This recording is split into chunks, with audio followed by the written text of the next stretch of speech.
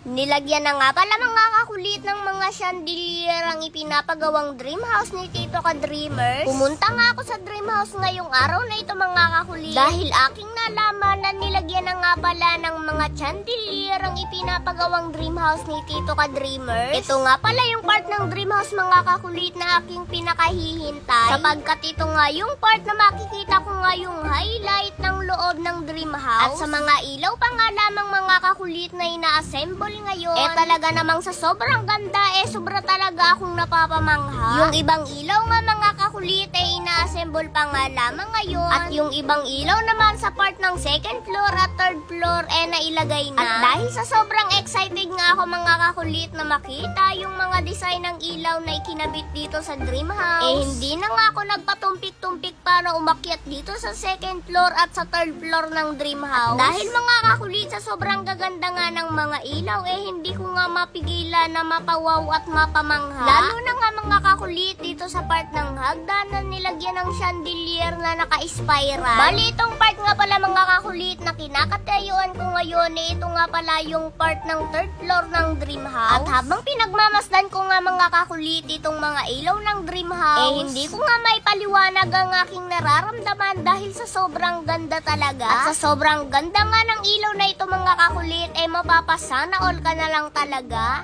So ayan mga kakulit, so bali ngayong araw nga pala na ito, ipapakita namin sa inyo ang update na dito sa ipinapagawang dream house ni mga ka-dreamers.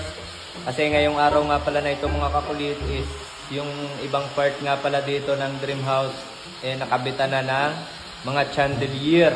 Grabe, sobrang napakaganda. Kaya naman ngayon, actual na ipapakita namin sa inyo mga kakulit kung ano nga bang itsura ng mga chandelier na ikinabit dito sa buong dream house. Kaya tara, let's go! So yun mga kulit, na yun yung batang makulit. At ngayon ay dito muna tayo. Ayan o, diba? Kung makikita nyo mga kakulit, ito yung inasymbol kanina. So bali hindi pa siya totally tapos na na-symbol. Bali 3 colors ito. Itong ilaw na to is para dito sa part ng dining area. Grabe, napakaganda nitong ilaw na ito mga kakulit. Diba o, kung makikita nyo. So ngayon, meron din mga ikinabit na sa part ng living area ng second floor at sa third floor. Kaya naman ipapakita din namin sa inyo. Kaya tara, let's go! So dito sa part ng second floor mga kakulit, ito nga pala yung inilagay na ilaw. Grabe, napakaganda nito kasi infinity design. So ito yung part ng living area mga kakulit dito sa second floor. Ayan, kung inyo makikita, ayan yung high ceiling. So para makita nyo mga kakulit kung ano ba ang kulay ng ilaw nito, bubuhayin ng batang makulit. Ayan. Wow! O diba, napakaganda. Kung inyo makikita, yan yung infinity design ng ilaw dito sa part ng second floor. O diba, napakaganda. So, hindi pa siya nalalagyan nga pala ng cube light kasi inuunang ikabit muna yung mga part na mayor na ilaw. O diba, napakaganda. So ngayon, dito naman tayo sa part ng third floor. Kasi sa third floor, ang gaganda rin ng mga ilaw na ikinabit. So ito yung ikinabit na napakagandang chandelier dito sa tapat ng hagdan. O diba, kung makikita nyo, napakaganda. Ayan, o diba? Kung makikita nyo mga kakulit, grabe, napakaganda ng ilaw. Diba, kung makikita nyo, kahit napakaliwanag pa ng panahon, pag binubuhay siya, grabe, napakaganda, napaka-aesthetic niyang tingnan. So meron na rin nga pala itong pin light. Ayan. O diba, napakaganda. Tapos cube light, meron na rin siya.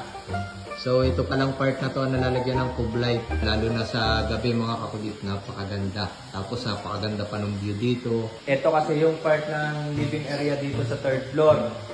So sa living area ng third floor, kung mapapansin nyo, meron na rin siyang nakabit na ilaw. Grabe, napakaganda rin itong ilaw na ito mga kakulit. So ito yung ilaw dito sa living area sa third floor. At ito rin nga pala yung design. O diba, napakaganda rin ng ilaw. So bali 3 colors din nga pala mga kakulit yan.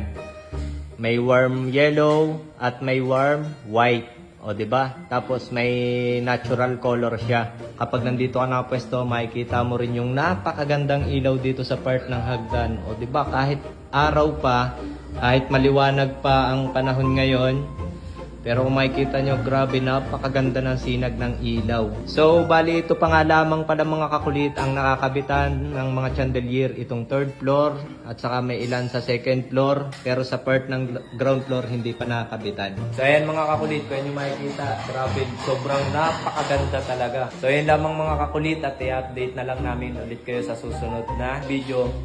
about dito sa pinapagawang dream house ni mga ka-dreamers. Yun lang. Bye-bye! Yun. Wild.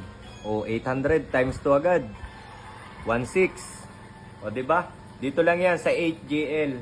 Kaya kung nais mo ring maglaro at maglibang, check mo na ang comment section at mag-register. So, syempre, be responsible lamang tayo na ang larong ito is para lamang sa 21 years old pataas. At para lamang din ito sa may extra income. At ang itataya mo lamang dito is yung kaya mo lang mawala. At syempre, dahil pumaldo na tayo, kaya na mawi-withdrawin ko na to. At syempre, mag-comment ka na, isama mo ang GCash number mo. At syempre, dahil pumaldo tayo, mamimili na mabibigyan ng bonus ngayon.